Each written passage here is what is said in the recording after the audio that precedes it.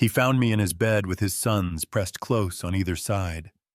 Small bodies finally breathing easy after weeks of midnight storms, and before I could say a thing, his hand met my face so fast, the sound bounced off the walls like a slap made of metal. Have you ever been punished for doing the right thing, while your hands were still busy saving somebody? If it were you in that moment, what would you have done? I didn't scream, I didn't plead, I didn't even close the door. I kissed those boys on their foreheads, picked up my shoes, and walked past the man who had all the money in the world and none of the peace on the nightstand. I left a note that said, "If you can't stay for them, at least don't push away the ones who will, yeah." That happened. My name is Maya. I grew up learning that some houses teach you to sleep with your shoes on. I survived a foster system that confuses silence with safety. I loved a little boy I had to bury before I learned how to forgive the sky for still being blue.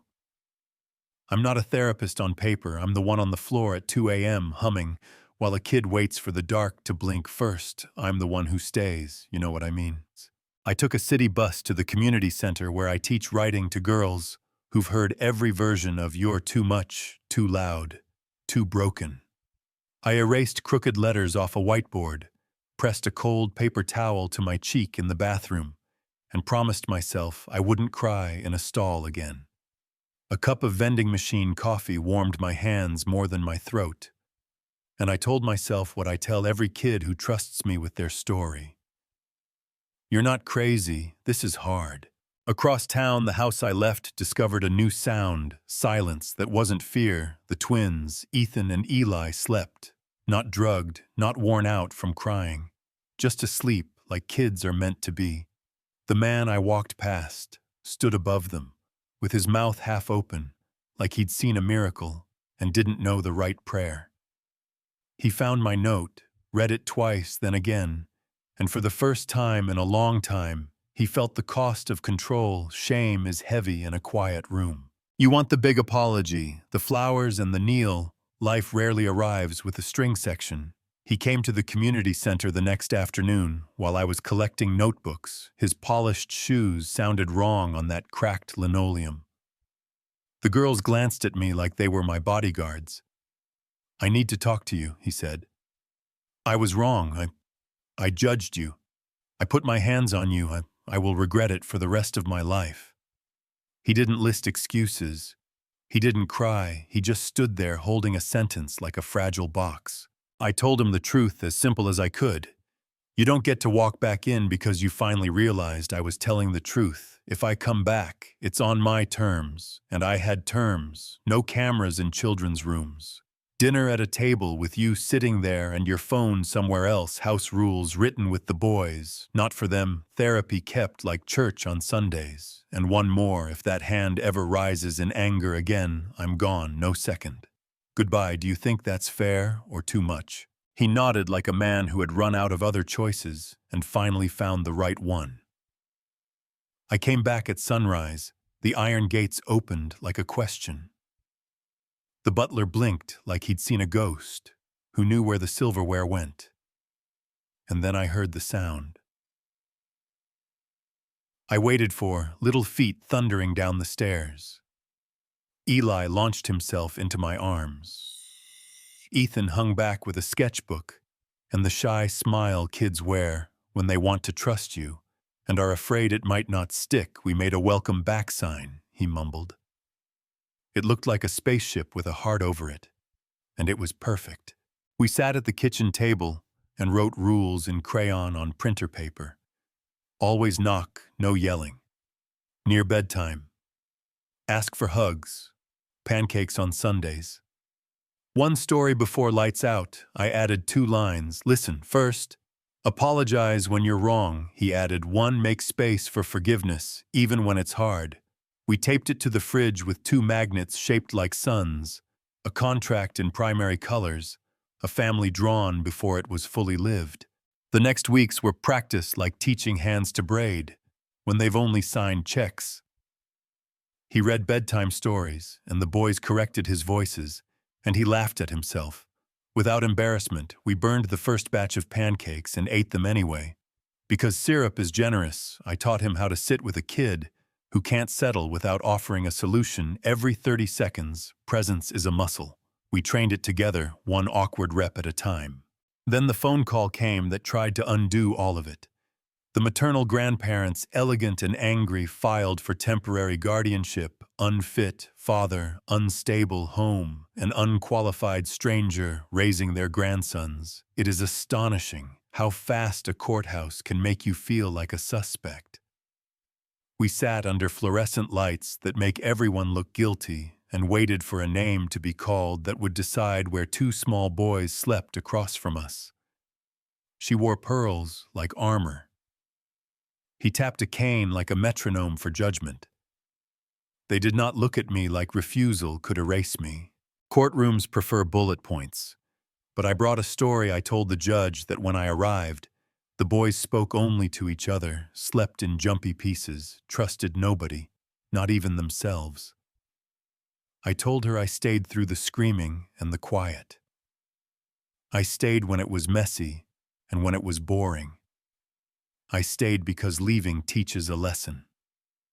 I refused to teach that the adults who promised to stay are the first to go. The grandparents called me temporary, untrained, not family. The judge looked over glasses that had seen 10,000 lies and said, "Miss Williams is not on trial." In the end, she denied their petition. She said the home was healing, not perfect, but healing. Continuity mattered. I exhaled like my ribs had been handcuffs. We went home and made spaghetti because victories need noodles. We read 2 stories because we could. We fell asleep on couches. We pretended weren't comfortable because we didn't want to admit how tired we were. The next morning, he poured coffee and said, "Let's build something real, not a press release. A place for kids like mine who have lost someone and learned how silence gets heavy." I said yes with conditions, substance over optics. Mentors with scars and credentials with hearts, policies written by people who have lived the pain, and people who have studied it both and not either or. The board met in the sunroom because sunlight tells the truth. Angela, retired therapist, could hug and hold a boundary in the same breath. Joseph, from the foster agency, carried a binder like a shield and a smile like an invitation. Lionel, investor and skeptic, pushed his glasses up and said, "This is either brilliant or doomed." I told them we weren't building a clinic or a shelter, more like a third place, a sanctuary between staffed by trained professionals and mentored by survivors who can sit with the storm without needing to be the hero. We argued about liability and oversight. We agreed that no one gets saved here, people get supported while they save themselves. Then Belle arrived, 16, hair cobalt blue like a dare boots, loud enough to announce a boundary. Before she spoke, a file thicker than the wrist that held it. "I don't do groups," she said. "I don't need therapy.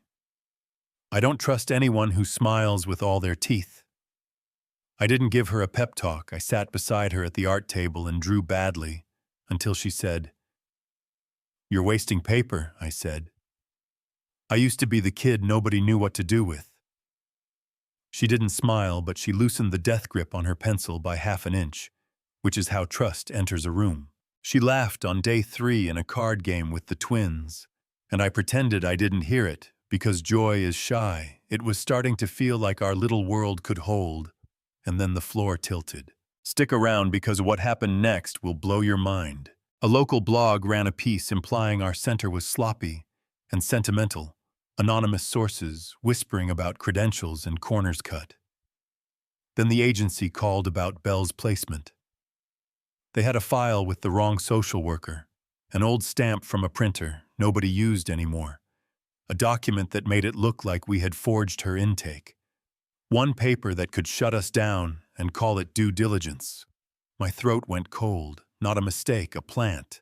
Here is where you expect the rich man to throw lawyers at it and make it go away. He did call the lawyers, sure, but paper doesn't soothe a teenager who believes she is a problem.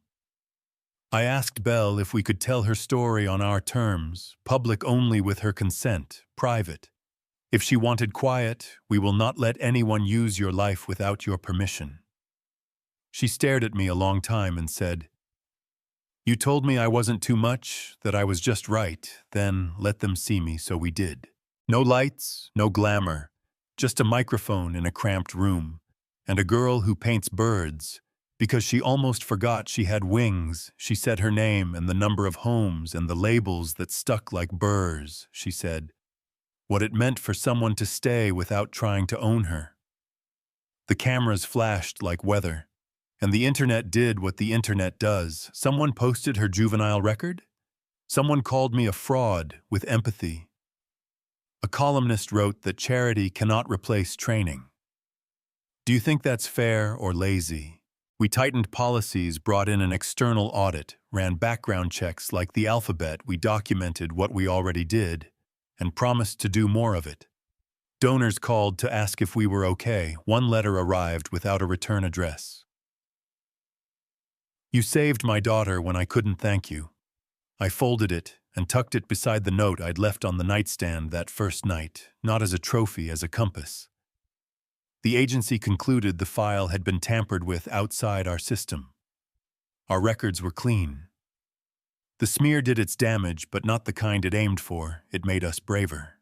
We built a hall of resilience in one wing of the center. Not a gallery of pretty outcomes, a wall for the truth drawings, poems, fragments, kids and grown-ups offering their proof of survival. Under warm string lights, the twins set 2 gold-painted stones at the entrance.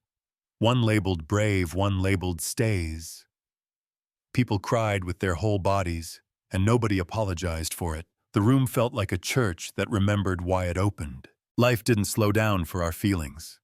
My mother rang the gate, denim jacket, hands twisting a purse strap, like confession beads. We sat in the sunroom, she said. She was sick, and she was sorry, and she didn't know how to be a mother. When the house was on fire, I told her I waited for years for you to come find me. We started small and honest. She played Uno under the oak tree with the boys and told them, "Nice people also make big mistakes." My father came a week later, thinner, sober, holding a photo I left on a porch 20 years ago. A girl with scraped knees and a sketchbook. "I don't want forgiveness," he said. "I want grace," I told him. I could put the hate down, we'd see about the rest. Sometimes healing is not a parade, it's laying down a weapon you got used to carrying. Then another letter, 5 words.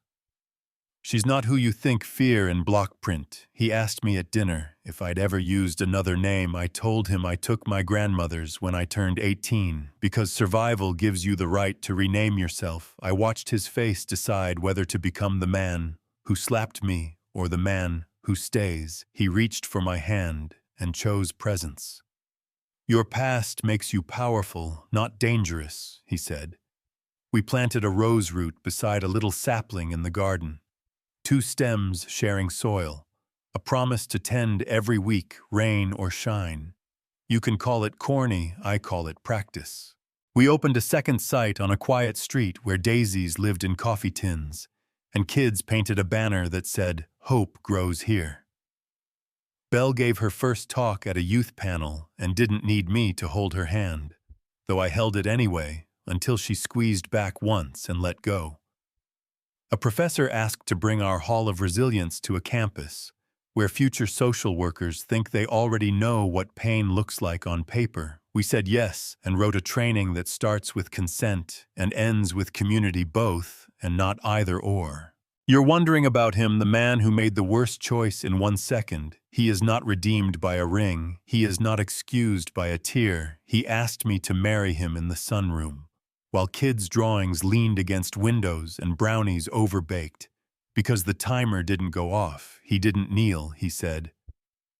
"I want to keep tending this with you every week, even when it's hard." I said yes with conditions written in ink.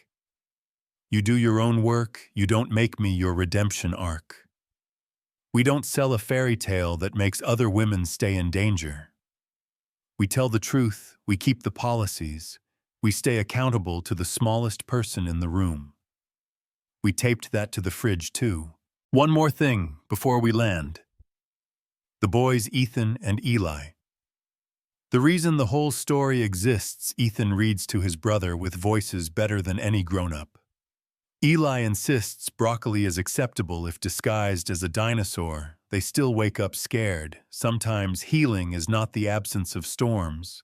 It's learning which walls can hold and which windows to open. It's a fridge full of rules enforced by grown-ups who obey them too. It's a hallway lined with drawings that say, "I was here and I kept going." So let me ask you, and I really want to know, should lived experience count as a qualification for caring for hurting kids? Or should a wall of diplomas be the only key to the room? What do we do with a man who used his hand to harm and then spent years training it to build and hold and soothe? Do we keep him at the edge forever? Or do we let the people he hurt decide if there's a place for him near the fire? What do we owe privacy when the public wants a story?